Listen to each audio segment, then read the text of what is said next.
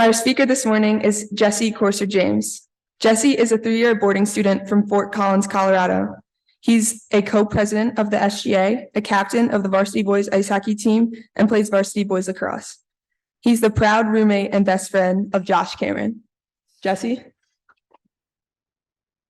I am not one for advice at all. So instead of telling you all today straight up advice, I'm just going to tell you a story of a time I was really happy because I was doing something I love. I feel as if we all get caught up in a lot of dark things in our life. So it's important to remember the times we were really happy. I encourage you all to do the same whenever you are in a dark place. I love being in nature and being outdoors. It's where I go when I need to clear my mind and just focus on me. I don't have to worry about anything when I'm outdoors.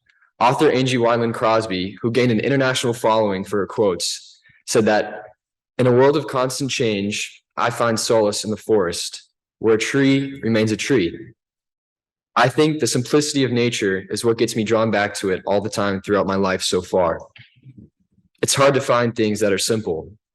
Life is confusing and it's hard to make sense of it all. So sometimes I just crave simplicity.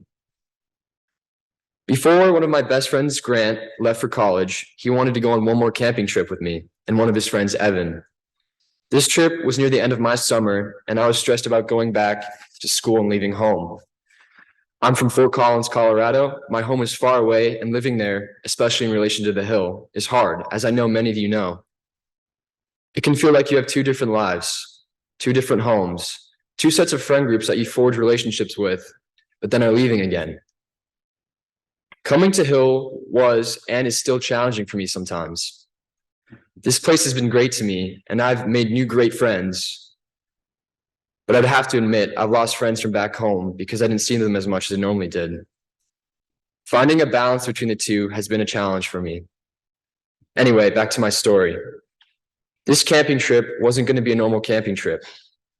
We were going to go off-roading in Grant's car at 4 different trails within the span of 2 days.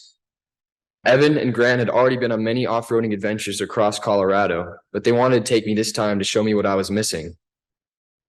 So we packed up our gear and began our drive into the mountains. On the way there, I remember Grant talking about all the trails he'd already done. He told me about the trails he did near where he lived in the northern part of Colorado. He told me this time he had his eyes set on Keystone and the Silverthorne area because there are some beautiful trails up there in the Rocky Mountains.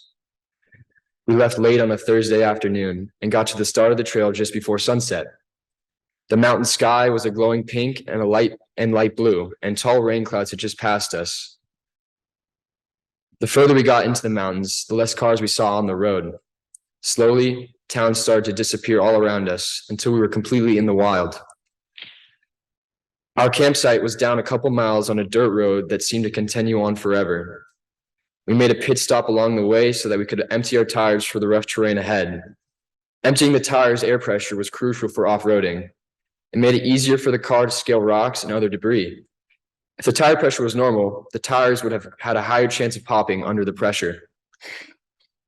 The woods were quiet. It was still warm out, but a cool wind whispered through the green aspen and pine trees in the valley. I was miles away from civilization. It was an eerie feeling, but just getting away from all the noise of life was amazing. I did not have to worry about my job, my homework, or the sports I played, or this chapel talk.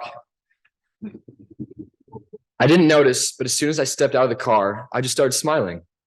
It was weird, but I felt like all my worries in life just flew away. My heart was no longer heavy, and I felt amazing. We set up camp and sat around the fire. There was no signal, so we did not use our phones at all. We just sat around the fire and enjoyed each other's company. I did not have to worry about checking my email or any other social media app, and it was amazing. Evan, Grant, and I became closer that night. We talked about our lives and what it was going to be like going away for college. They were sad that their lives were changing so much. Gone were the days of being kids. We talked about childhood memories, and we normally had never gotten that deep with each other. But it felt good. It felt good to get that type of stuff off our chest because it made us feel less alone. Before we knew it, it was 11 and we decided to go to bed. We got up the next day and made breakfast. But Grant, being the big dummy he is, forgot to get more propane. So while making the bacon and hash browns, the stove decided to turn off. We still ate our soggy hash browns and half the bacon and headed up the first leg of the trail. We were driving the Red Cone Trail, which got its name after the red cone that was at the top of the mountain due to the iron oxidation you could see on the side of the mountain. We drove through lush forests on the Rockies at a slow pace because of the obstacles that were on the road. Rocks, tree branches, and debris made the car ride bumpy. It felt like a really long roller coaster ride, but only the part where you're ascending higher and higher. As we edged along the mountains, the trees started to get smaller and then they completely disappeared. We reached the timberline at about 12,000 feet, which is an area where trees cannot physically grow due to the altitude. Most of the time, you can actually see where the timberline is. It goes from a lush forest to an empty alpine terrain almost instantaneously. But the empty terrain was not empty at all. Beautiful alpine flowers were spread as far as I could see. Beauty grew in such harsh conditions. We drove along the mountaintops. The whole trail was visible now. It was a winding road that continued along the peaks. The view is hard to describe in words. Up there, you could see everything. The mountains stood like tall giants all around us, and we were among them at their heads. We made it to Red Cone about 2 hours in, and it really was red. The cone was a part of another mountain peak, and as we drove up it, on each side of the car, it got steeper. The gravel below us was a red hue as well, so I knew we were at Red Cone. At this point, I really had to trust Grant's driving skills, because if we fell off either way, we would die. Plain and simple, dead, after falling for a long while, of course.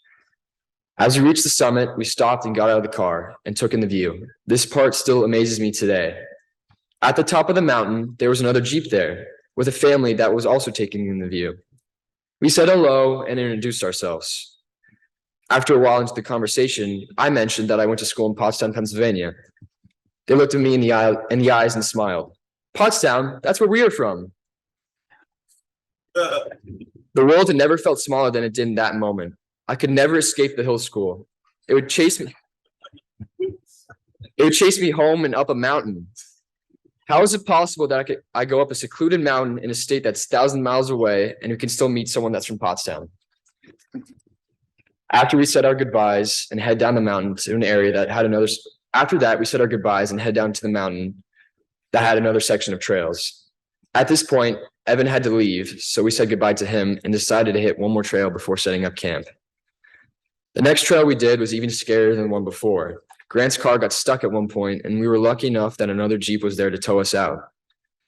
But we managed and eventually made our way to our new campsite. We could camp anywhere because we just slept in the rooftop tent of his car. It was definitely snug up there, and Grant snored, so I did not sleep at all, and he smelled really bad. By the time we got to our new campsite, rain clouds had covered us. We were nestled in the middle of Deer Creek, which is a valley near Keystone, Colorado. We were enclosed in clouds and could no longer see the tips of the mountains. Instead, we saw the slow-moving gray and white clouds roll through the valley at a snail's pace. We were in our own little bubble of rain with no one around for miles. Normally, camping in the rain is a struggle. Camping normalities such as making s'mores and going for hikes were hard because of the rain, but Grant and I didn't mind. I remember Grant proudly talking about the awning he had bought for his car a few months back, and I could see in his face that he was proud that he finally got to use it to shelter us from the storm. I got to tell you, Grant has the biggest smile. You could quite literally see it from miles away. When the rain let up a bit, we moved out from under the awning and sat near the fire pit. I managed to get the fire going while Grant started making us dinner. The clouds were still encasing us, making us feel like we were the last ones on the planet. Soon enough, however, the rain picked up and it was heavily raining now. But we did not move. We just sat quietly and stared at the fire.